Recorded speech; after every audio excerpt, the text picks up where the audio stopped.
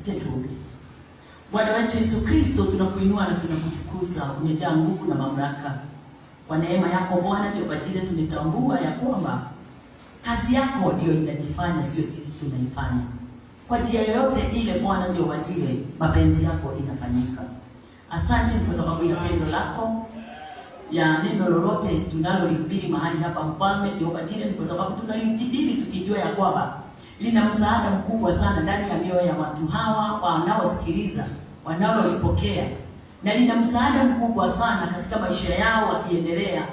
Lina msaada mkubwa sana kwa watoto na familia. Lina msaada mkubwa sana katika maisha yetu ya mwilini. Pokea sifa Bwana wetu Yesu Kristo. Ni kwa utukufu wako Bwana sisi tunaishi. Asante kwa sababu ya vile Bwana unaendelea na kuweka hekima ndani yetu, hata kwa kupitia kama hiyo kazi yako imeinuliwa mahali hapa Bwana. Pokea sifa. Ni kwa sababu Bwana mahali popote pale palikuwa panahitaji hela, Bwana wetu Yesu Kristo, tutaendelea tu na kufanya kazi yako pasipo pingamizi. Ni kwa sababu ya mapenzi yako mtakatifu na pendo lako. Ninawaombea wote wabarikiwe, wainuliwe na waweze Bwana Jehova Jireh kuwa na mawazo kamili ya kufanya kazi, kuhubiri na kukutana na marafiki wengi na kuwafafanulia neno lako Bwana vile linavyofaa katika Biblia, ndio watu wengi watoke katika giza waingie katika nuru. Na waombea Bwana Jehova Jireh maisha yao manyumbani, katika familia, waweze kuwa na amani na furaha kwa uwezo wote Bwana. Wasikose kitu watu hawa, nyumba zao ziweze kuwa zikiwa wazi, na maisha yao kula kunywa waweze kuwa katika uwazi, kwa sababu ulituambia jambo lote tutakapokuomba Bwana utatutimizia. Watimizia haja za mioyo yao, yale yote Bwana Jehova Jireh yanayohitajika, yale yote yanayofaa katika uso wako Bwana. Asante Mungu wetu na Baba wetu, hata sisi katika kanisa hili la Well of God Ministry na branches zote na huko nje, tuomba Bwana Jehova Jireh tukaweza sisi wote kuwa katika moyo mmoja na kuhubiri injili moja na kuamini Roho mmoja, Mungu mmoja. Sisi wote Bwana Jehova Jireh tuweze kutembea chini ya nguvu zako na uweza wako, na ni katika jina lako Yesu Kristo tumeomba na tumeamini. Amen. Katika nafasi hiyo tulikuwa tumesoma katika neno katika kitabu ya First Corinthians, na mkumbuke tuko tu pale, tutasoma tu ule mstari katika kitabu ya Matthew 4, kwa sababu nataka tuweze tuendelee na kuweza kujua na kutambua kwa nini Yesu wakati alipopelekwa katika nyika, ni mambo gani na gani iliweza kuendelea na kufanyika ama kutendeka kwa sababu ya neema ile Yesu Mungu alikuwa amempa mwanae Kristo Yesu. Ni neema ya namna gani? Ni neema ya ushindi. Pastor ametuambia kitu moja wakati alipokuwa anaendelea. Caleb alifanya nini? Tumeambiwa Caleb alifanya nini?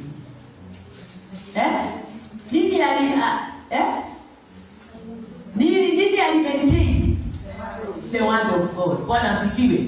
Alimaintain the word of God. Na wakati alipo maintain the word of God, aliweza kukonka kile alikuwa anafanya nini? Alikuwa anachokihitaji. Bwana asifiwe.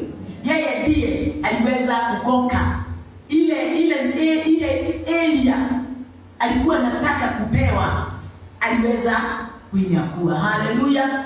Kwa sababu neno la Bwana ama ile nchi walikuwa wanaenda kupeleleza, waliweza kushinda, hata kama wao walikuwa tu wawili na wale wengine walikuwa 10, lakini hao wawili waliweza kupokea nafasi ya ushindi, kwa sababu kile kilichokuwa ndani yao ni lile neno la ushindi. Bwana asifiwe. Ni ule moyo wa Kristo, ule moyo usioshindwa. Moyo wa Kristo ndio tu hauwezi kushindwa. Moyo wa Kristo ndio tu hauwezi kushindwa. Mungu alipeana mwanae ndio watu waweze tumwamini, na wakati tutakapomwamini tutafanya nini? Tutaweza kushinda. Hakujipeana yeye, lakini alijipeana kupitia mwanaye. Wale wote watakayemwamini waweze kupokea nini? Waweze kukonka. Haleluya! Wale wote watakaoamini waweze kuingia katika mji wa ahadi. Mji wa ahadi kwetu tumeingia, hatujaingia? Tumeshaingia, kwa sababu mioyoni mwetu tumefunga neno. Bwana asifiwe. Tumelifungilia neno, na lile neno litaweza kukuonyesha, kukupa nuru mbele yako, na litaweza kukuongoza, na litakufikisha katika nafasi. Hautastaga ama hakutajiuliza niko wapi ama nitataka nini, sababu kila wakati lile neno litakuwa limekufanya uweze kusimama imara. Bwana asifiwe. Haleluya. Tukiamini neno wakati wowote, lile neno linatupa ushindi. Katika hiyo kitabu ya Matthew 4:1-10, Christ alikuwa amefanya nini? Amemaintain utakatifu, amemaintain uungu. Alikuwa anajua yeye ametoka wapi. Alikuwa anajua yeye kazi yake ni gani.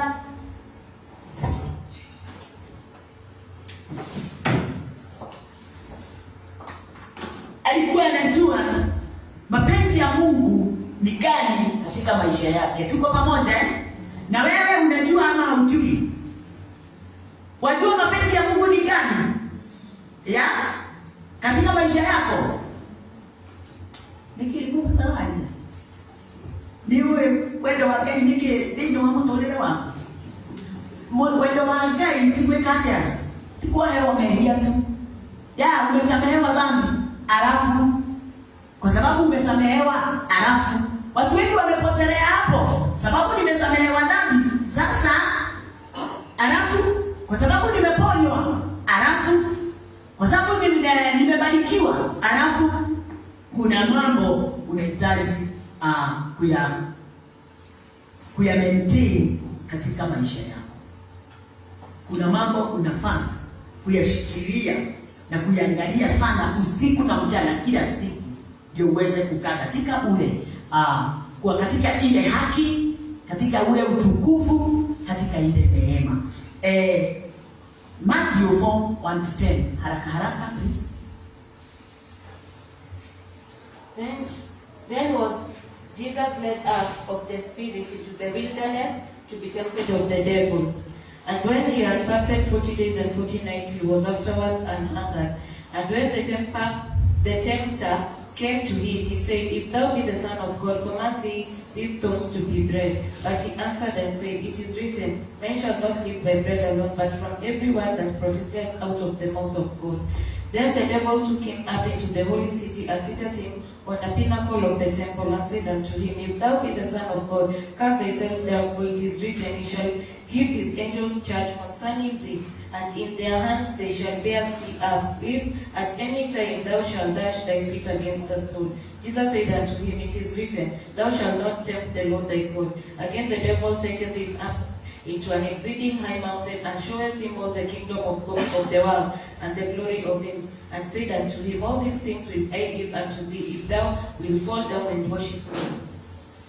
Then said Jesus unto him, Get thee hence, Satan, for it is written, Thou shalt worship the Lord thy God, and him only that shall thou serve.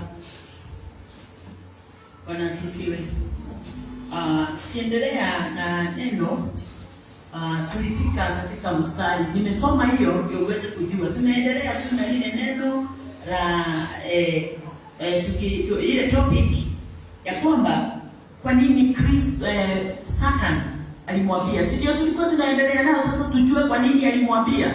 Sababu tunamesashindwa kwa nini alimwambia hivyo. Alimwambia kwa sababu mwanadamu aliuzwa. Aliuzwa wapi? Aliuzwa mkononi mwa nani? Wa Shetani. Aliuzwa kwa nini? Hiyo yote tunafaa tuweze kuwa tunayajua. Kwa nini aliuzwa? Mwanadamu aliuzwa kwa nini? Kwa sababu kuna mtu alikosa kutimiza nafasi yake. Alikosa kusimama katika nafasi yake. Alikataa kutimiza mapenzi ya Mungu. Alikataa, alireject. Akasimama kando ya kuyatimiza yale Mungu aliyokuwa anayohitaji kupitia yeye. Na wakati ule nilikuwa ninasoma Genesis, ndio niliweza kujua ya kwamba kumbuka nilikuambia mtu wa kwanza yule aliumbwa ndio afanye nini? Aweze kuilima ile shamba, kuipalilia ile shamba. Bwana asifiwe. Alipewa chochote kile kilikuwa kinahitajika ya kuipalilia ile shamba. Alipewa kila kitu. Kila kitu kilikuwa pale. Mpaka chakula. Akapewa mpaka mke wa kumsaidia. Lakini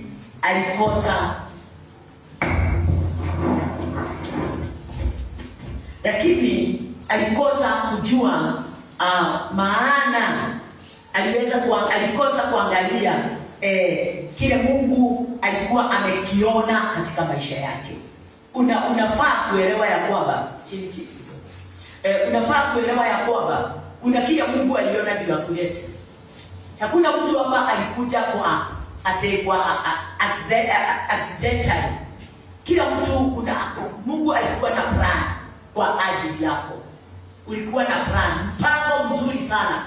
Ndio wewe uko hapa uweze kujiona mahali pale. Bwana asifiwe. Kwa hivyo ni kitu Mungu alikalia chini wakiwa na Roho na Mwana. Ndio wewe upatikana. Ndio wewe ukuje hapa na ndio leo upokee ufalme wa mbinguni bila kupigwa na bila kuitishwa kitu. Mungu alikuwa ametupatia. Ni wengi sana hata hawaelewi watafanya nini, sababu hukumu inaendelea tu kuwaka ndani ya mioyo yao. Lakini wewe hukumu imeendelea na kutolewa ni amani na furaha iko ndani ya moyo wako. Tukiwa pale tulisoma katika kitabu ya 1 Corinthians 15:21. Nataka kuendelea from there. Ndio tuendelee kuona ya kwamba 1 Corinthians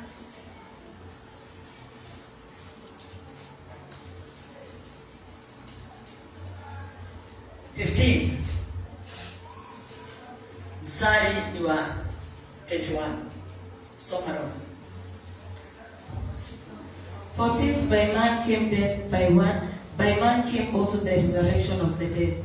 22. For as in Adam all died, even so in Christ shall all be made alive. Maana kwa kuwa mauti ililetwa na mtu, kadhalika na kiama ya wafu ililetwa na mtu. Hiyo kazi yote ni Kristo Yesu aliyoifanya. Acha nisome Kiswahili 22. Kwa kuwa kama katika Adamu wote wanakufa, kadhalika na katika Kristo wote watauishwa. Bwana asifiwe.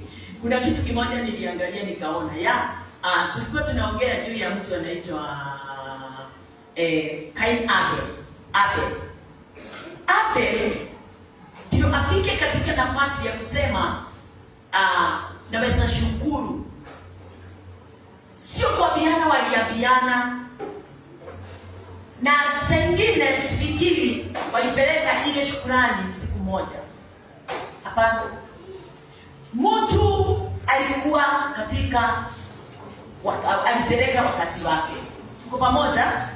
Kila mtu alipeleka wakati wake kulingana na kusikia kwa kila mmoja wao. Ni wakati wangu umefika wa kushukuru Bwana. Haleluya. Kushukuru ni kuzuri sana, lakini itategemea unashukuru na kunangana. Tuko pamoja? Kushukuru kwa Abel hakukufanana na kushukuru kwa Kain. Kushukuru kwa Abel kulifanya jambo lolote lile lilikuwa ndani ya moyo wake likathibitika katika wema, lilitimizwa katika wema. Yani kwa hivyo hukumu ile ingekuwa, yani hukumu ile ilitangulia kuingia ndani ya moyo wa huyu mtu tunaita Abel, haikuendelea. Bwana asifiwe. Wakati tu alifanya ile hatua, ile hukumu ikaondoka mara moja. Kwa hivyo hakuwa na nafasi ya kujiita mwenye dhambi. Yeye wakati ule ulikuwa ufike ajiite mwenye dhambi, haleluya, ndio alichukua ile hatua. Akasikia moyo wake uko na mng'ang'ano, akaona ni vyema nisimame katika mwanya. Nishukuru Bwana Mungu wangu kwa sababu amenifanyia neno. Naye Kaini akasikia tu hivyo. But kile kila mmoja alitoa ndio kiliweza kuonyeshana moyo wake ni wa aina gani. Bwana asifiwe. Mwadhani ya roho shukrani. Na wakati tuko ndani ya udini, wakati tuko ndani ya makanisa ya dini, kushukuru kule tunashukuru na njia isiyofaa. Kila wakati tukienda kushukuru, sawa, mshike hapa. Kila wakati mtu ako katika sheria na katika dini ya ukawaida, anafikiri juu tu ya wanakondoo na haifa. Zile zilikuwa zinatolewa na wana wa Israeli. Saa hii namna gani? Watu wa sasa badala ya wapeleke mioyo kwa Bwana, watu wa sasa badala ya apeleke moyo, kwa sababu Kristo anapeleka moyo, Kristo anahitaji moyo, watu wanapeleka kazi zao. Bwana asifiwe. Wakati mtu mwanadamu anapeleka kazi yake kwa Mungu, Mungu hata hamtazami, hata hasikilizi. Lakini wakati mmoja unaenda unapeleka moyo, ndio moyo ufanyiwe kazi, hapo ndipo unakuwa na uhusiano na Bwana. Kwa sababu gani? Mungu anahitaji moyo wa mwanadamu. Adamu akaambiwa apalilie nini? Shamba. Moyo. Kupalilia shamba ni kulisoma neno na kutafsirika katika neno. Bwana asifiwe. Kwa hivyo mtu wa kwanza yule alihubiri ni Mungu. Alihubiria nani? Adam. Adam akapewa nafasi ya kuhubiria nani? Bibi. Naye bibi akapewa nafasi ya kuunganisha nani? Watoto. Bwana asifiwe. Ni chain. Inakuanga chain. Mimi niko hapa niweze kumhubiria nyinyi, na nyinyi kutoka hapo mwende mkahubirie wengine. Hiyo ndio ile kazi tu ilipeanwa katika from Genesis 1 to Revelation. Bwana asifiwe. Wakati Kristo Yesu alikuja, watu wa Mungu, sasa tutoke Old Testament tuingie New Testament. Wakati Yesu alikuja kupeana pesa? Alikuja kuambia, kufundisha watu vile wataweza kuwa na business kubwa na kupanuka? Hapana. Alikuja kuambia watu vile watakuwa healed ama kupona? Hapana. No. Ndio kile kwa yeye tumekuona. Hakuna message inaitwa healing. Hakuna hata moja. Hakuna message inaitwa prosperity. Hakuna hata moja ndani ya maandiko. Tamaa zetu ndio zina create mambo kama hayo. Ndio zinaujiumbia vitu kama hizo. Tunasifundisha ndani ya nyumba na Bwana. Bwana asifiwe. Uponyaji unafaa wakati wote tunahubiri. Uponyaji unaanza kufanya kazi ndani yetu. Haleluya. Ni kwa sababu Mungu anajua ya kwamba si mwili umemojeka. Ni nini kimemojeka? Ni moyo. Na dawa ya moyo ni nini? Ni neno. Bwana asifiwe. Kuna wakati tunadunga watu sindano ya nini? Ya sindano kwa sababu ya moyo. Dawa ya moyo ni neno. Bwana asifiwe. Moyo wako ukipona, mwili wako wote umepona. Moyo wako ukipona, mwili wako wote umepona. Bwana asifiwe. Na tena wakati moyo umepona, mlango wa kuingia katika ufalme wa mbinguni umefunguka. Sababu kazi ya neno ni kukupa njia, ni kukupa njia ya kuingia katika ufalme wa Mungu. Kazi ya neno ni kukupa nafasi ya kutambua njia ya kuingia katika ufalme wa Mungu. Haleluya, Bwana asifiwe. Na wakati ule utatambua mambo haya yote, mwili wako hauna kitu kingine ila tu kufuata moyo. Wewe ila tu kufuata moyo. Bwana asifiwe. Leo ule watu wanateseka wakijaribu kutafuta vile watajipanua. Na wanajipanua wakati ule hawaelewi neno la kuwaongoza. Kwa hivyo chochote wanajaribu kukusanya ni cha muda tu kidogo, alafu kinaondoka. Bwana asifiwe. Lakini wakati wote tunapokea chakula ya moyoni, hata kama nyumba itakuondokea, hata kama gari itaondoka, hata kama vitu nyingi zimekuzunguka zitaondoka, moyo wako utakuwa na amani na utasimama imara. Bwana asifiwe. Mwadhani ya roho washuku. Kwa hivyo wakati moyo umepata nguvu, sio njia moja na mtu kupata mali. Moyo ukiwa na nguvu, moyo ukiwa na ujasiri, moyo ukiwa na neno, sio njia moja na mtu kuwa na magari na manyumba na kuponywa magonjwa makali. Hata yule kijana anaitwa Lazaro na tajiri, si alikaa kama mgonjwa neguo, lakini baadaye alienda wapi? Nini kilimweka katika geti ya tajiri? Nini kilimweka? Ni chakula. Nini kilimweka? Bwana asifiwe. Aliwekwa pale na ile chakula ilikuwa inakuliwa mahali pale. Na alikuwa na ngono. Alikuwa anakula na maua. Kusema alikuwa anakula na maua, alikuwa anakula na watu wa ulimwengu. Umesikia? Maua alikuwa anamramba. Wanamramba vidonda zile alikuwa nazo. Haleluya.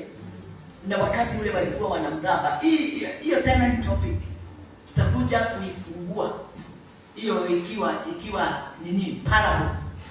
Tutaifungua, utaiona vizuri sana, ndio tuweze kujua kama sisi tumepitia mahali kama pale. Bwana asifiwe. Haijalishi, inanionyesha hata mimi ya kwamba haijalishi ninapitia wapi, bora moyo wangu uko na amani. Alikuwa na amani pale ama hakuwa na amani? Vidonda zilikuwa zinatoa mausaa, shida ilikuwa nyingi, lakini moyoni alikuwa namna gani? Neke motia dako igua mwada mwiro taike hona aisoka kuma una ngoye ke usuku oneke mumenete guisi omona sia mosonaga ile mo sisi menete guisi amosonaga nange toka yetia mweka gatia ona yetia mukali bishanga meta ini. Bwana asifiwe. Wakati Yesu Kristo alipokuja hapa, nani walimkaribisha? Walimfanya nini? Walitaka tu kutoa kwake. Bwana asifiwe. Tutaendelea na hiyo. Tutaendelea nayo wakati mwingine. Tukiangalia pale tutaweza kuona ya kwamba wakati mtu amesikia lile neno la Bwana katika maisha yake, neno lile likiingia ndani ya moyo wako, linakufanya uweze ndani ya moyo wako unakuwa na amani na moyo wako unakuwa rahisi kupokea chochote kile kinatoka kwa Mungu. Neno la Bwana wakati linapoingia ndani ya moyo wako, linafanya moyo wako kama vile neno katika kitabu ya Yeremia linasema, nitafanya mioyo yao kuwa mioyo ya nyama, nitaiondolea mawe moyo wa jiwe, si ndio? Na nitawafanya kuwa na moyo wa nyama. Na mnangani na njia gani? Wakati tu mtu amekubali neno liwe unalisikia na unapelekana nalo, kile neno linafanya ni kuyeyusha moyo wako na kukufanya rahisi kusikia sauti ya Bwana na kutimiza mapenzi ya Bwana. Bwana asifiwe. Lakini wakati mmoja umekaushia moyo, umekausha moyo wako, wakati neno la Bwana linapokuja linagonga moyo wako, linarudi mahali limetoka. Tunaona linarudi mahali limetoka. Kwa hivyo neno linataka kuingia, lakini haulipokee. Linaingia, linarudi. Na service inaweza anzia kutoka asubuhi mpaka jioni. Neno la Bwana likijaribu, linakubembeleza liingie, linataka kuingia, linataka kufanya kazi. Lakini wewe kwa sababu ya masumbufu moyoni mwako. Siku na wakati watu wanakujenga na masumbufu ya watoto, ya fedha, ya kazi, manyumba, nini, mambo kama yale. Masumbufu kama hayo inazuilia neno la Bwana liingie lifanye kazi.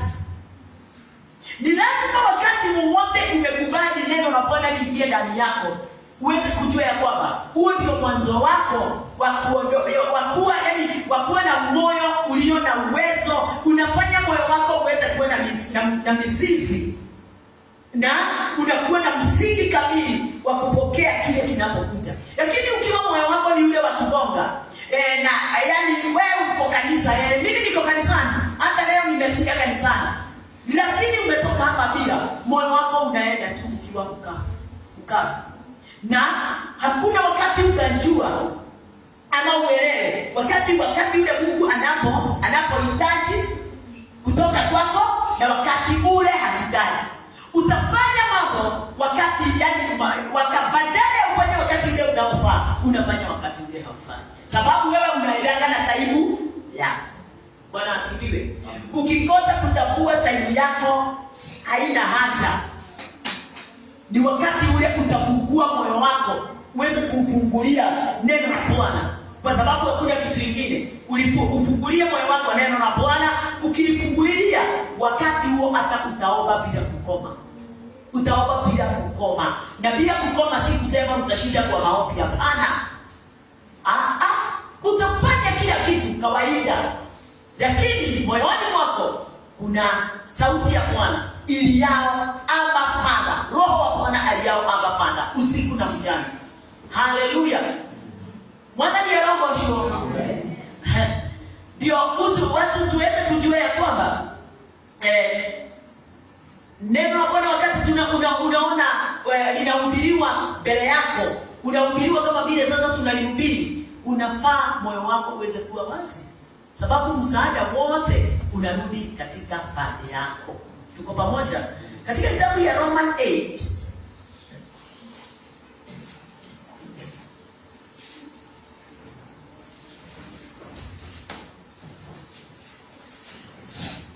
Na ndio sana nilimwambia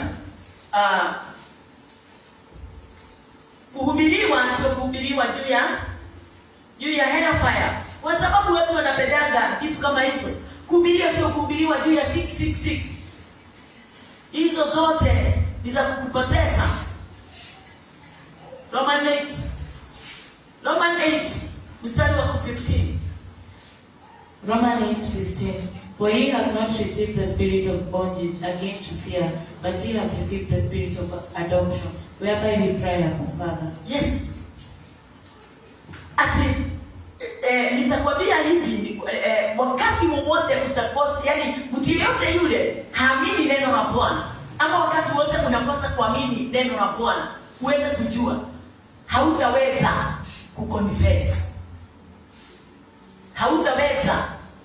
Haitawezekana kuwa na imani. Neno la Bwana ndio linakuongoza katika kushuhudia. Kushuhudia sio vile umefanywa mama vitu zile uko nazo. Kushuhudia ni neno. Na kushuhudia ni kuhubiri. Haleluya. Kushuhudia ni kuhubiri. Kushuhudia ni kufanya kazi ya Bwana iweze kuenea. Ni kama vile yule mtu alikuwa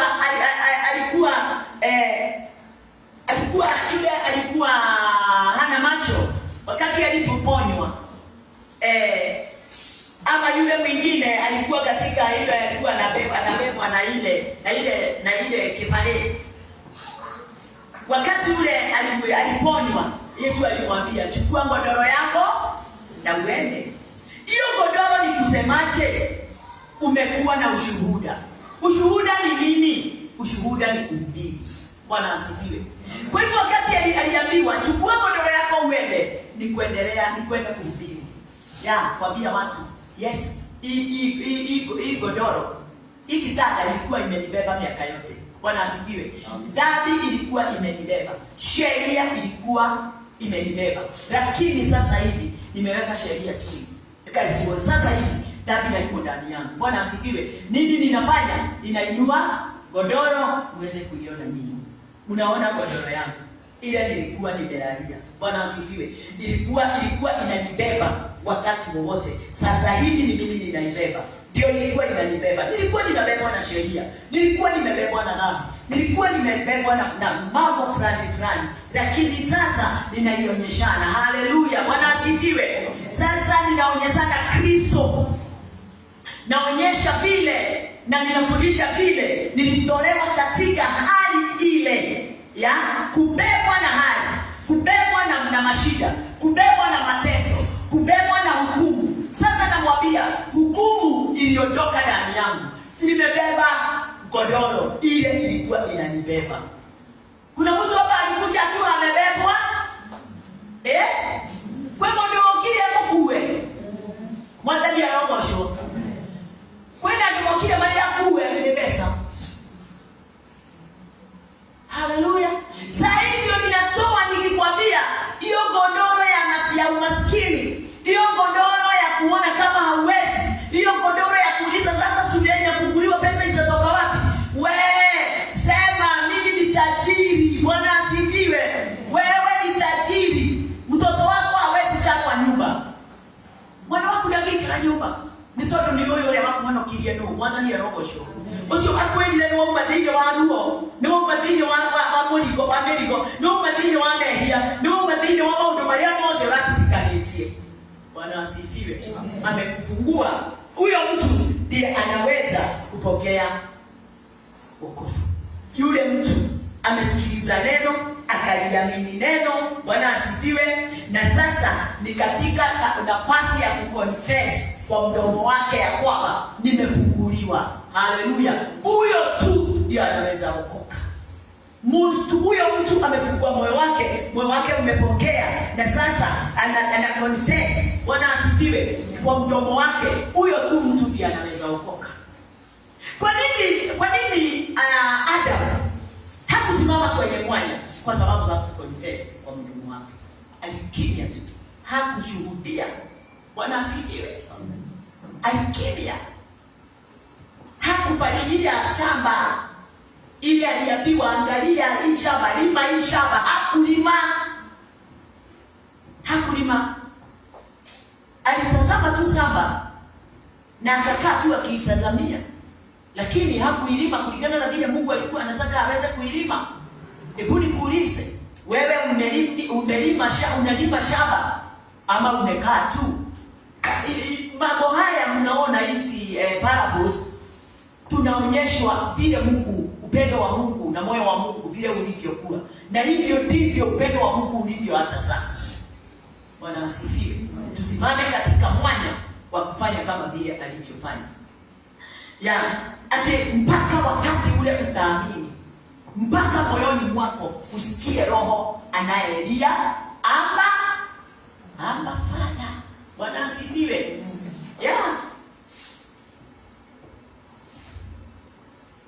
Kwa hivyo sisi hatutakaa. Unajua kukuhubiria juu ya hero, naweza kosa kukuhubiria juu ya hero direct, but ni kuhubirie hero. Wachani nimwambie. Unajua wakati tulikuwa katika dini, tulikuwa tunahubiriwa juu ya hero every time. Tukiingia asubuhi, inueni mikono, mjitakase. Sababu mlikuwa wapi? Hero.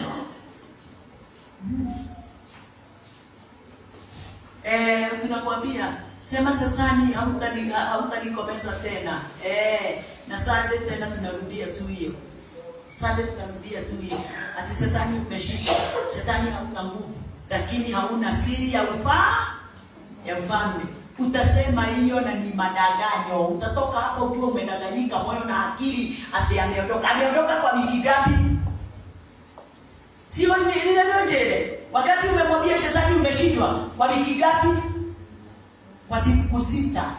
Only 6 days. Sunday unakuja tena tunarudia hiyo. Shetani umeshindwa. Haleluya. Tena unakaa siku 6.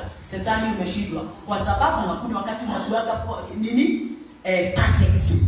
Saa yote unakuwa katika ya kwenda kujitakasa. Kwa hiyo unatamani tu uende kanisani ukaseme shetani umeshindwa. Bwana asifiwe. Ati mimi sasa si mwenye dhambi kwa sababu ya alafu ukitoka hapo unaanza dhambi saa hiyo. Sasa unangojea kusema tu ile uliambiwa, inueni mikono mjitakase. Inueni mikono mkaribishe Roho. Mkitoka hapa unaacha Roho hapa. Unatoka bila Roho, bila uwezo, bila nguvu, bila Mungu. Tulikuwa tunahubiri usiku na mchana. Hakuna wakati watu walikuwa wanafunguliwa. Tulikuwa tunahubiri kifo sheria usiku na mchana.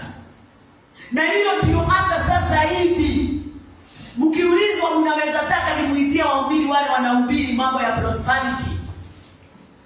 Mwenzaka tuweze kumuitia watu wale wanaambia watu kujeni tumpake mafuta hili kila kitu. Sababu wewe unataka tu saa yote uibiwe wimbo vile Mungu anafanya, lakini sio vile alifanya. Wewe ni mtu wa Mungu ya vile alifanya. Umeshaponywa, umeshatajirishwa, umeshafunguliwa. Haleluya. Ama sio hivyo? Yes, watu wa Mungu. Hao watoto mnaona tukiwa na wao hapa watakuwa na amani kubwa sana. Wakiwa watoto mpaka wakiwa wazee. Kwa nini? Kwa sababu wao hawatatambua mambo ya sheria vile inavyofanya kazi ndani yao. Haleluya. Mungu atusaidie mashule itambue haya. Ndio hiyo mambo ya mashairi na nini iweze kubadilishwa. Watoto wahubiriwe injili ikiwa yani wahubiriwe mambo ya msamaha wa dhambi. Wafunguliwe juu ya kazi ya Kristo. Bwana asifiwe. Na si sawa tu. Si maswali ni ile. Si bora tu ni Biblia ipangwe ndani ya watoto. Kama vile tulipangiwa Yesaia. Kama vile tumepangiwa hellfire. Kila saa, kila dakika tunaimba wimbo wa hellfire. Ati utaenda kwa Shetani. Wewe ni mwenye dhambi.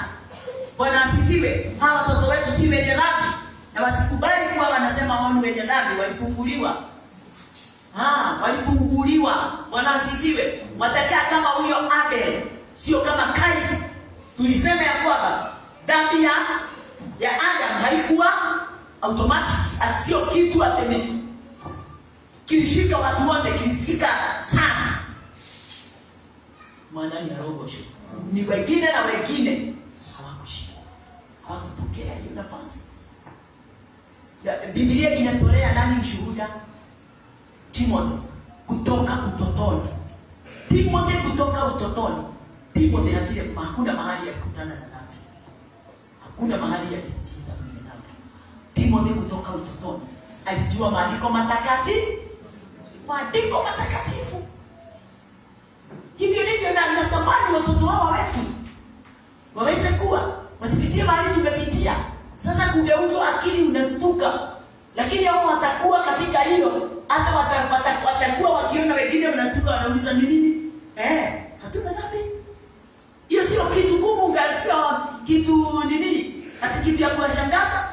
Lakini sisi hatukushangaa. Neto abakire. Ona unatobakala. Ndio alingana na kufundisha ndio maparables. Bwana asifiwe. Haleluya. Kwa hivyo hellfire sio vile tu ninaweza enda kukuambia hellfire kumejaa. Hellfire ni mambo hayo ya sheria tuliweza kuwekewa. Ni mambo hayo yani tukaishika tofauti na vile inafaa kupokelewa ama tukafundishwa vibaya na wale walitufundisha. Na mambo ya kusema ya sinners ni hellfire Hiyo ndio moto ule unajiwekea katika maisha yako, unakuchoma usiku na mchana, unawaka ndani yako. Haleluya, Bwana asifiwe. Kwa hivyo nakumbuka mambo mengi ninaendelea tu nikiyataja, na tukaangalia huo mstari, sijui ni nani kuna Kiswahili, na kama hakuna ninaweza soma Kiswahili. Inasema katika hiyo kitabu ya Roman 8:15,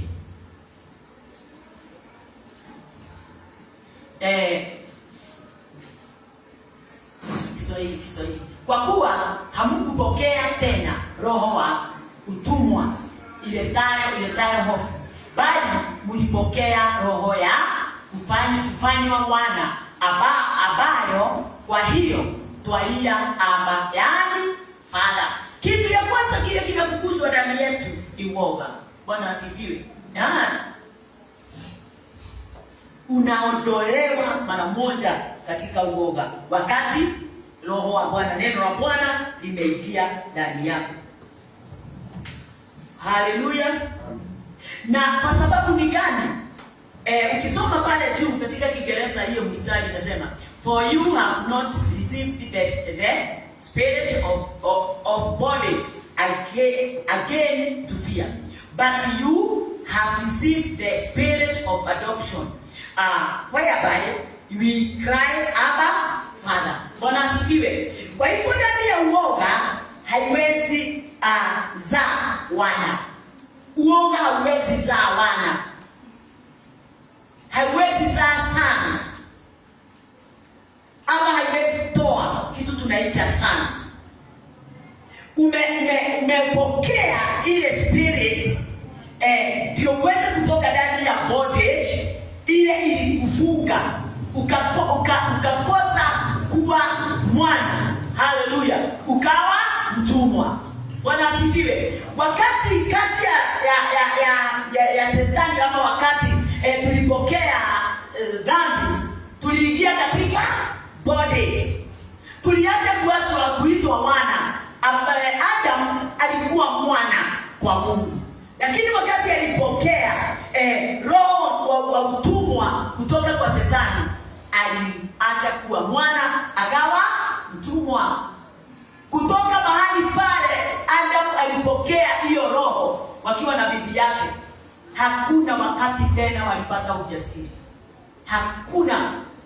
Hakuna wakati tena waliweza kusimama na kutawala katika ile shamba. Na tunaona ya kwamba wakati ule utawala wote ulikuwa mkononi mwa Adamu. Lakini wakati ule utawala uliondoka katika mkononi mwa Adamu, mpaka milima, mpaka rivers, atendo milima, rivers hizi nini sikaanza sasa, hata yani milima ikaanza kutoa moto. Bwana asifiwe.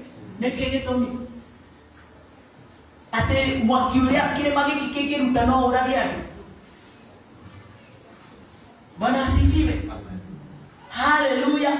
Roino runone na runanokiro runine. Ni kwa nini? Kwa sababu ya disobedient ya nani? Ya Adam. Bwana asifiwe. Kila kitu kilitoka katika nafasi yake. Confusion ikaingia katika ulimwengu kwa sababu ya mtu mmoja. Confusion iliingia kila mahali kwa sababu ya mtu mmoja. Kila kitu kikakataa kazi yake. Adam akawa adui wa kila kitu katika ulimwengu. Adam alifanyika kuwa adui ya kila kitu katika ulimwengu. Bwana asifiwe. Haleluya.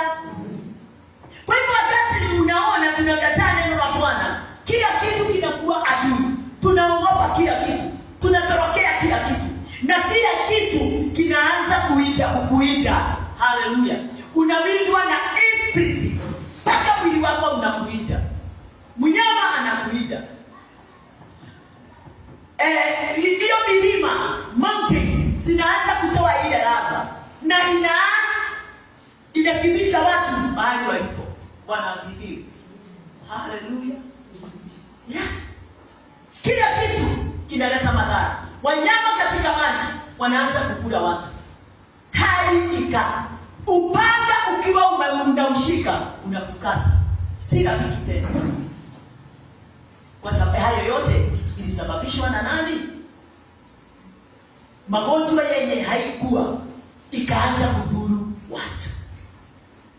Yes, kifo kilikuwa hakikuwa na nguvu, kikaanza kuua kwa sababu ya disobedience ya mtu mmoja. Hali zikageuka zote kwa sababu kuna mtu mmoja alikataa kusikia sauti ya Bwana. Wakati unaona katika familia tunakataa kutimiza mapenzi ya Bwana, wakati yani Biblia ikisema mwanaume na mwanamke waweze kama wameoana waweze kuwa kitu kimoja, sababu hapa juu hapa wameshikania, hapo ndipo baraka zinamwagwa. Bwana asifiwe. Wakati mwanaume na mwanamke wako kando, baraka ya Bwana inafika hapa, badala ya ikuje ishikane ndio muendelee, unakuta hamuendelee sababu hamuko hati moja, moyo mmoja ndani ya nyumba ndio inaipata. Ondoa watoto kwanza, nasema mama Jerry, mume na mke, baraka ina. Haleluya, Bwana asifiwe. Mwadhani anaogosha na nikiwa hivyo amane kama kinga modorome kwa uhusiano wa kuna mtu ni akuwe sawa todo dunia kuna wagirere yake dunia kuna wagirere yake ate ni wagirere ndio fikiri ya mama maike mahoya ma mundurume no mage gukinya haria magirire no magaga gukinya leo ne guo mandiko muigite ati tondu ni ukuigiriria mahoya maku mbeke atia amukiro kidiriya kwatanira na kuigita na mutumia wake mahoya mandiko mutumia ndio ifukule yes ndani ya roho maombi yako inazuiliwa, inakosa kufika mahali na somo hili kwa ikara wega hiyo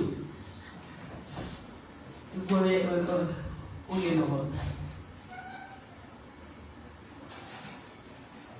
ndani ya roho tutiri kama ile kia mama no nataka kulia yake au kikiona kiboki mama tini. Haleluya.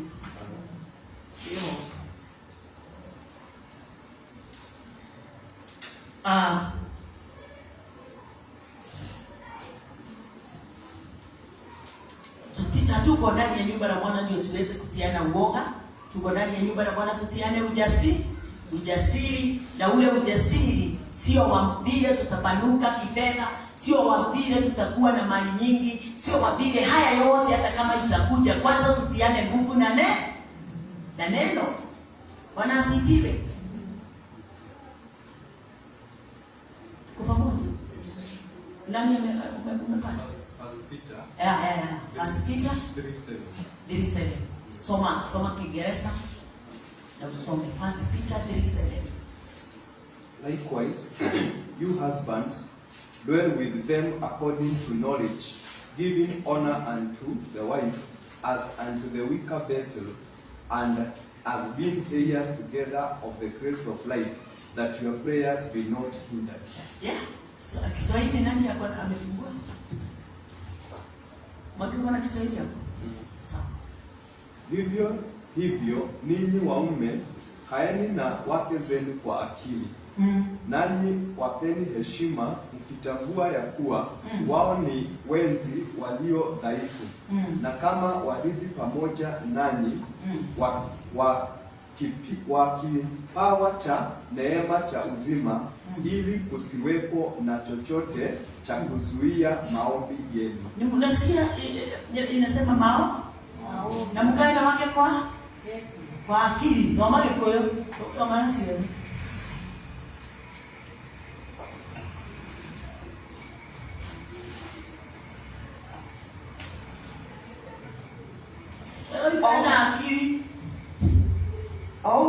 na inyuĩ athuri. Au gwĩtagwo na inyuĩ athuri. Tũreniai na atumia anyu kũringana na ũrĩa mũĩ arĩ wega.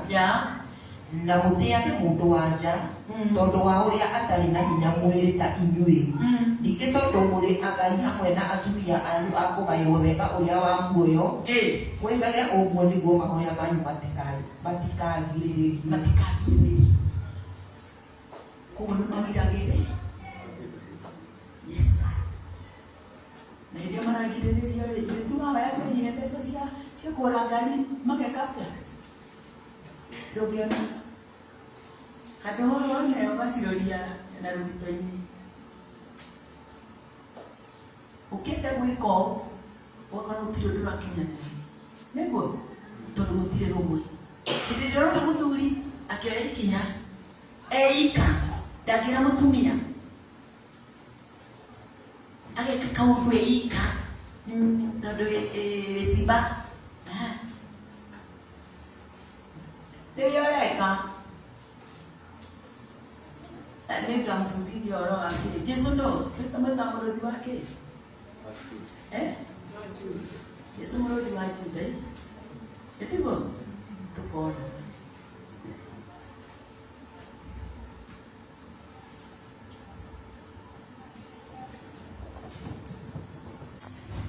Kwa hivyo hatujapokea roho wa uoga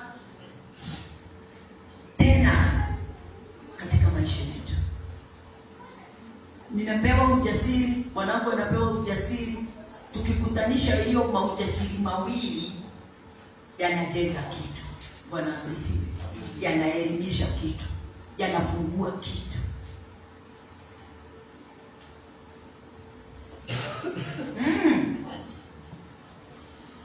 Na wakati wote roho wa uoga unaoondoka, roho wa uoga ukiondoka, kwa hivyo uoga ni adui mkubwa sana katika maisha yetu. Akiondoka ni nani anaingia? Holy Spirit, yule aliyao usiku na mchana, Amba Father. Bwana asifiwe. Hallelujah. Kwa hivyo sisi kama wanadamu tunaamini katika ndani ya moyo. Wakati tunapoamini ndani ya moyo, na ni lazima usikie jambo limeingia ndani yako. Lazima kuna badilisho na kile tulisikia. Kile kiliingia mioyoni mwetu. Na hiyo kitu tunasikia kiliingia mioyoni mwetu ndio tunaita imani. Hiyo imani imeingia ndani yako ndio inafanya roho wa Bwana aanze kulia ndani yako hapa Bwana. Sababu tulisikia. Tukaingia kitu tukapokea kitu kutokana na ile neno tulisikia. Hiyo kitu kikajiumba kuwa imani. Hiyo imani ikaleta inaanza kuumba mambo kulingana na vile yanayohitajika. Kwa hivyo hata wakati mnaona tunasema ya kwamba hata zamani ninakumbuka nikiwa Huruma, hakuna siku hatukuwa na water call. Tulikuwa siku zote na water call. Lakini kuna kitu kimoja nilikuja kutambua wakati nilijua mambo ya injili. Water call haiokoangi. Water call hata utokee mara ngapi hauwezi okoka. Water call hata uambiwe sema nyuma yangu hauwezi okoka. Altar call inakuanga ya kudanganya wale wanaotoka ndio waweze kupokea yale watasemeshwa nyuma ya yule anayewapia. But wakati umekaa pale unasikiliza neno kama hivyo unasikia. Sasa unasikia tu unataka kuja ndio usikie tena. Unataka tu kuongezeka katika maisha yako na ndani ya moyo wako. Na kuambia mtu wa Mungu, wokovu hautokani bali wokovu unatoka kwa kile unachokisikia. Bwana asifiwe. Kitabu ya Roma 10.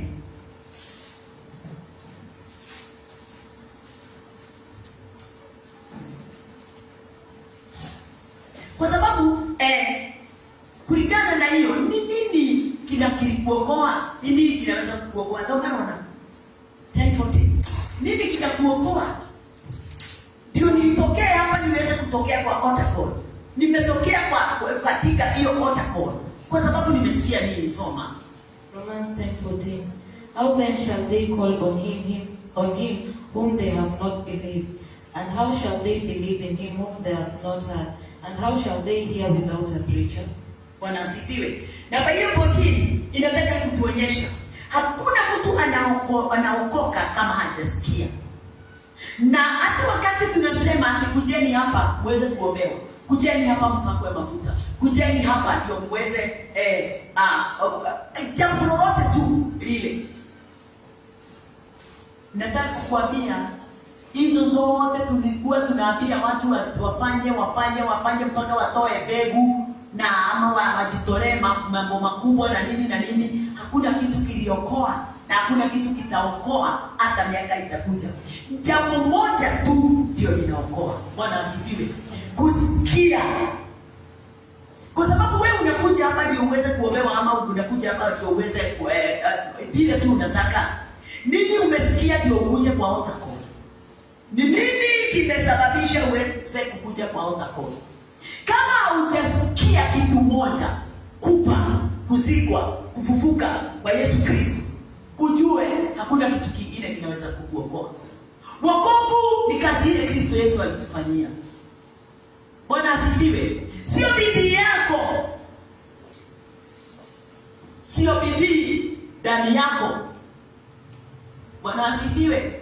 Sio mambo yale unafikiria yanaweza kukutoa katika yani kwa sababu uko na maombi mazuri, maombi makubwa, maombi mengi. Masi. Angalia wale watoto wako nje kwa hiyo. Sio mambo hayo itaweza kufanya wewe atakuwa kunyenyekea, kuokea vizuri, kutii. Hizo zote haiwezi kufanya uokolewe. Ni neno la lile litabadilisha moyo wako kutokana na kusikia. Na ni kusikia neno la Bwana. Ni kusikia kuhusu kufa kwa Yesu, kuzikwa kwa Yesu na kufufuka kwa Yesu. Hiyo ndiyo njia tu moja ya kukuokoa. Nikiendelea tu nikimaliza, nasema nini? Huo mstari ningetaka utusomee na Kikuyu. Huyo mstari wa 10:14. Nolili mangĩkĩmũkaĩra atĩa matamwĩhokete na kũmwĩhoka mangĩkĩmwĩhoka atĩa matarĩ maigua ũhoro wake. Wanaweza mulitia jina lake namna gani wakiwa hawajasikia? Kama hawajamsikia, wanaweza kulitia jina lake namna gani? Bwana asifiwe. Amen. Na kuigua rĩ mangĩkĩigua atĩa gũtarĩ mũhunjia. Wanaweza ukisikia mtu anasema mimi niliokoka nikiwa mwenyewe, huyo mtu ni Shetani. Aliokolewa na Shetani. Si kuna watu wanaokolewa na Shetani wakiwa wenyewe kwa kitanda. Wengine waliota, wengine walisikia mahali wamefika, sasa ni kuokoka hapo. Wakitoka asubuhi hivi kwa kitanda, wanamjua kama ni mama anasalimia kwa nape. Bwana asifiwe. Na tulaga metana na ngoma. No tolia hono kirie otuko. Niambiriria rwimbo. Bwana asifiwe. Bwana asifiwe. Na kuna mtu atasuiria Bwana asifiwe ijae kila mahali. Kwa sababu ni vile mtataka kusema. Lakini jajia ni moja. Wale wameokolewa kikamilifu ni wale wamesikia na wamesikia neno la Mungu. Inasema vizuri. How then shall they call on him? In whom? Whom ni nani? Bwana asifiwe. Whom? Tusifikirie ni neno tu. Whom ni Christ. Bwana asifiwe. How then shall they call on him in whom they have not believed? Nani unaweza litia jina la Bwana na mnangani na haujawahi lifanya nini? Haujaliamini. Alafu and how shall they believe in him of whom they have not heard? Unaweza kuliamini na mnangani hilo jina kama hamjawahi lisikia? Kwa hivyo ni lazima usikie lile jambo kwa mtu, sio kwa ndoto, sio kwa mateso na shida na matatizo, sio kwa magonjwa makali, sio kwa sababu nimekuwa na utajiri ama nimepata milioni moja nilifanya nini nikapata milioni moja ama milioni nyingi, ama kwa sababu nimetosheleka na niko na pesa kwa bank. Hiyo sio huu. Hallelujah. Bwana asifiwe. Salvation is in whom. Salvation iko ndani ya huyo anaitwa who. Haiko katika prosperity, riches. Haiko katika yani kwa sababu nimepatana na nimepata mume yule nilikuwa kijana yule nilikuwa ninataka. Hata nimepata waifu matili. Utakuwa na waifu matili na nyinyi wote mshikana mkono mkienda jehanamu. Waifu matili na husband matili wote wakienda jehanamu. Mkiwa tu kanisani. Kwa sababu haujasikia hum. Yule salvation imefichwa ndani yake. Bwana asifiwe. Mama je, uko wanakuwa wewe usiyote. Aikale choji. Bwana asifiwe. Whom is in the person. Whom imefichwa ndani ya mtu. Haiko tu kwa sababu umehitaji.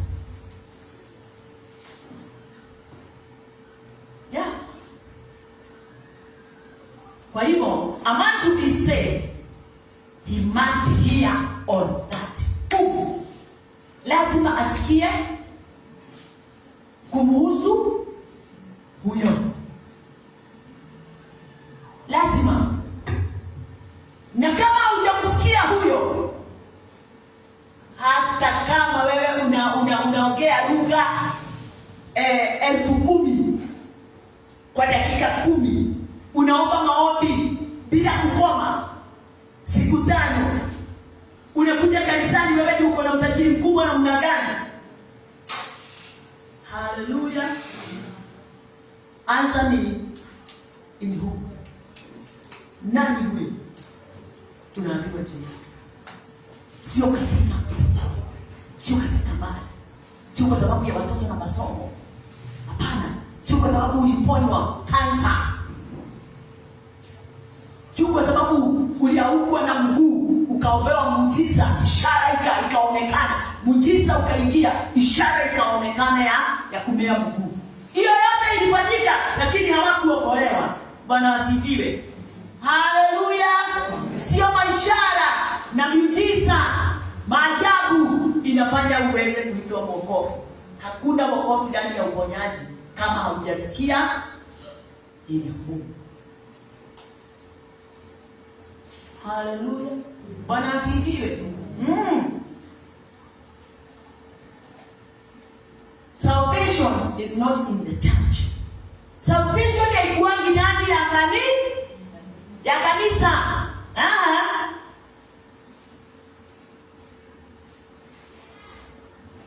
Na hiyo ndio inafanya uweze kwa tuwe mimi na mama yangu na baba yangu na kina nani familia yote mahali nimeolewa mahali nimetoka wote sisi ni wa dini moja. Hata kama sisi wote ni wa dini moja na tumefuata yani na tumetii wazazi wetu. Niwe haya ndio makwenda kumenya. Niwe haya ndio wakaora ngati tureketeni anaiko yoto nje ya mwana iko. Mwana ni anokosho. Ati tunamenya no kinyadie mushiali.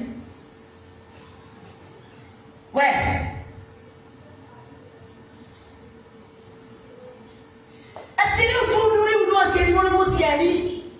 No kinyomumote.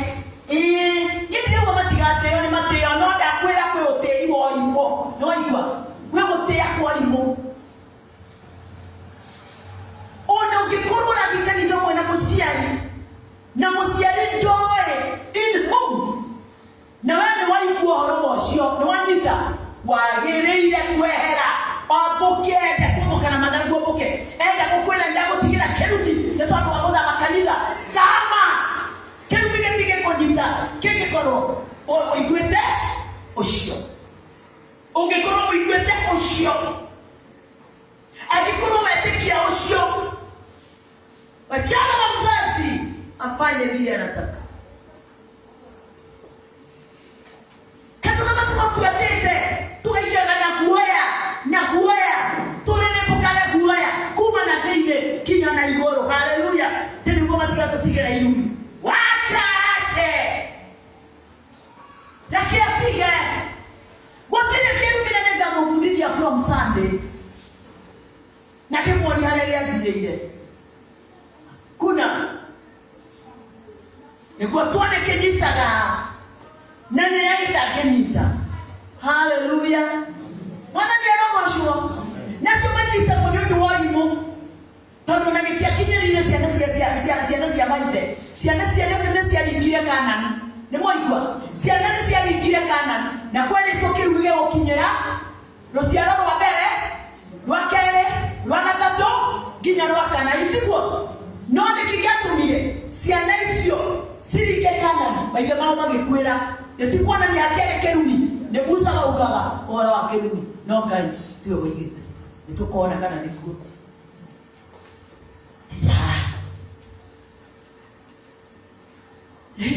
tiara kuna niko mahali kama ingehe ngakitia ona tukuma kwera heha neni ni wali gakoroke wali gakorume kumena mako no kitira bino ndi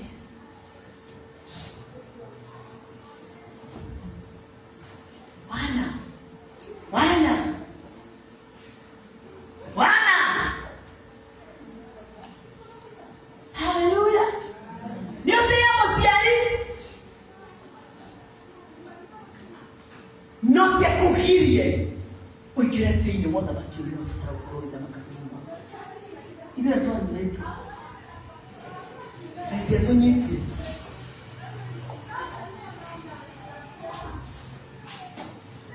Nani ya roho? Ado Sunday mwananinde tukadiria topikio na kwa yake kunina mwezi mpaka tuone mpaka mwisho utoke katika hiyo fia, kwa sababu hata tukiongea nini fia ya wazazi haitaondoka ndani yako. Yetibwa ni kwa maana tibwa watikiro kirumi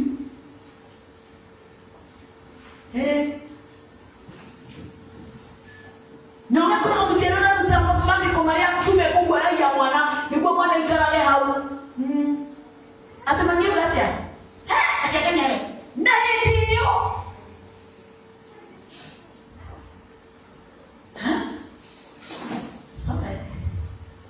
Sasa sorry na tuzuke New Testament and Old Testament siote hakuna, lakini imeandikwa, umesikia, lakini tutaiona katika sheria na tuione katika Kristo.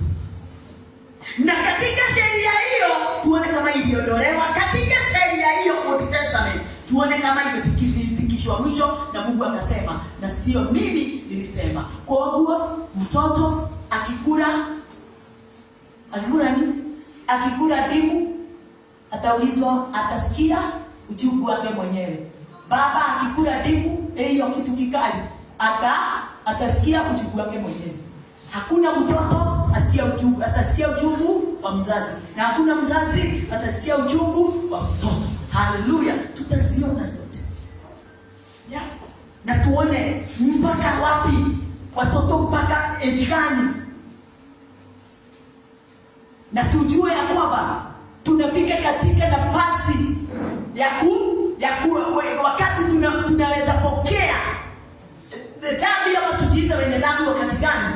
Uamuzi ni katika miaka gani tutaangalia, na sio leka tu, sababu hiyo ni ile wametaja pale, lakini sasa kutunua wake tunao na tutaiona kwa maandiko. Mwana ni roho sho. Haleluya. Mungu hakukupeana ukuje ubebe laana. Alikupeana kwa kazi yake, lakini si kazi ya wazazi. Umesikia? Ndio raigwa. Yes. Sio uwe mtumwa ate wewe sasa umefunguliwa kutoku na huko kanisani, lakini na huku mbali ingine wewe ni mtumwa. Tunafunguliwa kila njia na kila mahali kwa watu. Nafurahi sana kwa sababu sioni kama nitaendelea. Lakini ujue sitakosa kuendelea, ni sababu ya time. Kwa sababu ya hiyo time tumetumia hapa na Mama Mwangi. Nikikwambia kwamba wokovu uko kanisa na wokovu uko katika kanisa ya wazazi. Haleluya.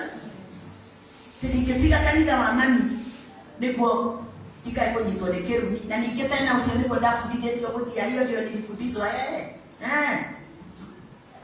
Hakuna aliyeambia huyo mwingine, hakuna kanisa ilikufia. Hakuna kanisa ilikukufia. Tulikufiwa na Kristo. Haleluya. Hakuna mama wala baba alikukufia. Tulikufiwa sisi wote na Kristo. Haleluya.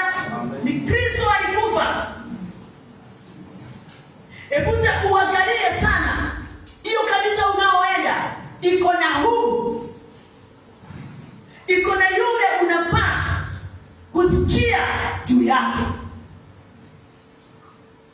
Kama haina huyo, uko katika loji na ba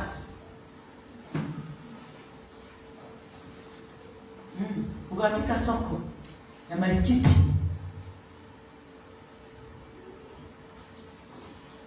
Hallelujah. Hope of the salvation Christ. Bwana asifiwe. Kama hakuna huyo, hauko kanisani, uko katika soko.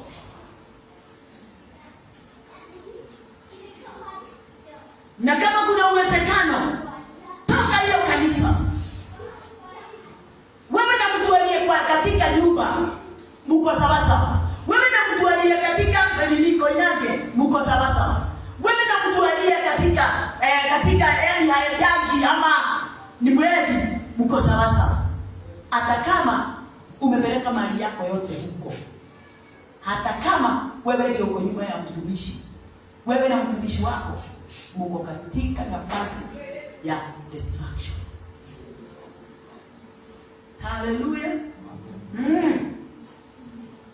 Ni mali tu kugata tu unagata kwa sababu mahali pa kawaida.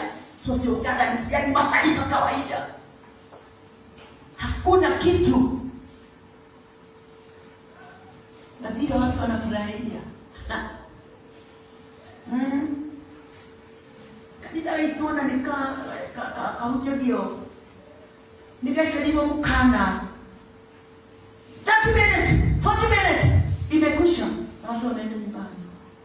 Wapitia tena hiyo tiete nonokia tuje matamba ingine na tuje manini. Lakini kile matana yale ni yule orano mtio. Nani anahubiri mahali pale? Nani? Niki kila tumamutokane, ni nini kinafanya muweze kukutana? Nini kinafanya muweze kukutana? Muweze kujiuliza hivi. Mnakutana kwa nini? Nini?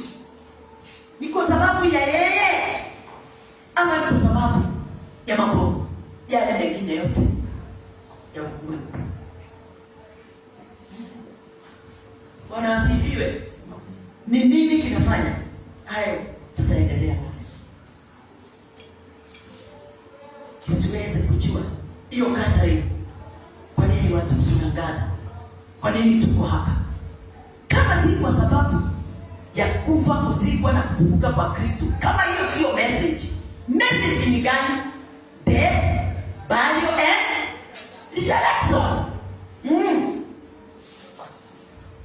Haya mengine yote ni bure. Kama vile watu wanakutana na ukurales. Hawani akinarani za awanani, awagashakwas, President Ruto wanakuwa na watu wengi, kwa sababu watu wanaganga huko wanaongea juu ya Kristo. Hapana.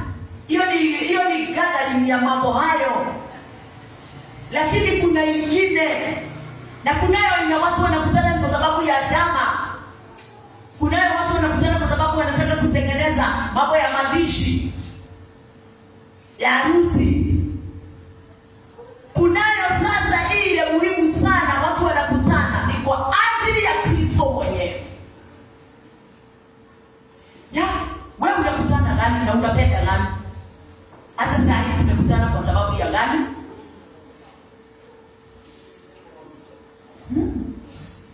Pasa alituambia sijui ni Sunday. Unakuta mtu anakosa kwenda kanisani, anaenda kampeni. Si hapo katika gathering ya aina fulani. Hiyo anajua ni kampeni. Lakini hivyo tupungane na haliki. Nikitumia tusamani. Kukikorwa tunagaro roha nini? Tuwezi pia tukapiga kwa maana tutira neno hivyo ni wa Kristo. Tuhana sime kampeni. Tuhana sio maana kwa kama tiko na moyo. Bwana asifiwe. Lakini hapa hakuna kitu kingine tutahubiri. Hapa hatukaita watu wakuje watuletee confusion. Hakuna.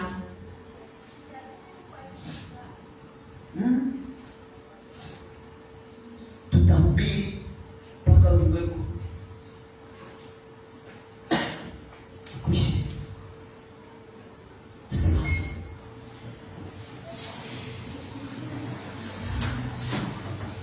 Tuendelee kampeni katika mawazo yetu.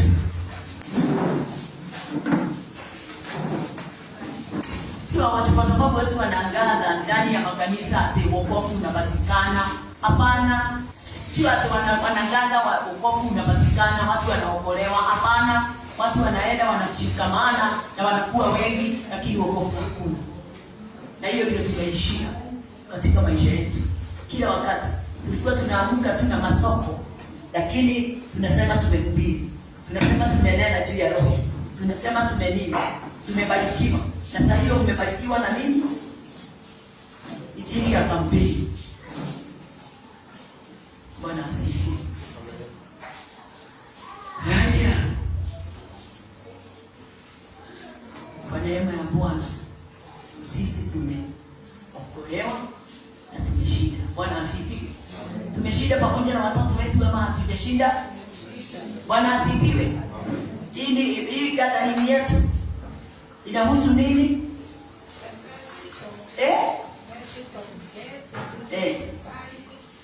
And resurrection. Kazi ya Kristo Yesu. Hatuko hapa ni kwa sababu ya jambo lingine lolote. Na kama kuna jambo lingine, mseme ndio tuondoe. Haleluya, Bwana ndiye anawashuka. Wila wakai ndogo, wengine kwa tena mbele. Hakuna kitu kingine. Haleluya.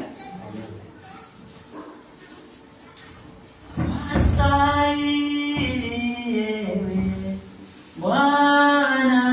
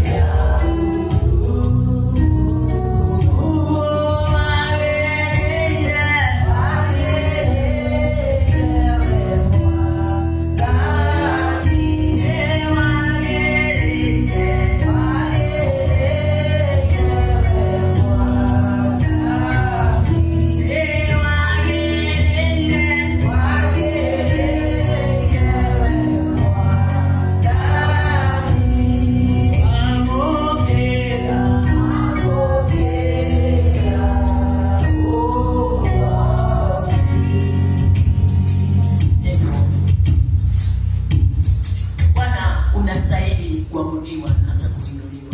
Pokea sifa wewe umejaa nguvu na mamlaka katika kanisa lako Bwana. Kile kinafaa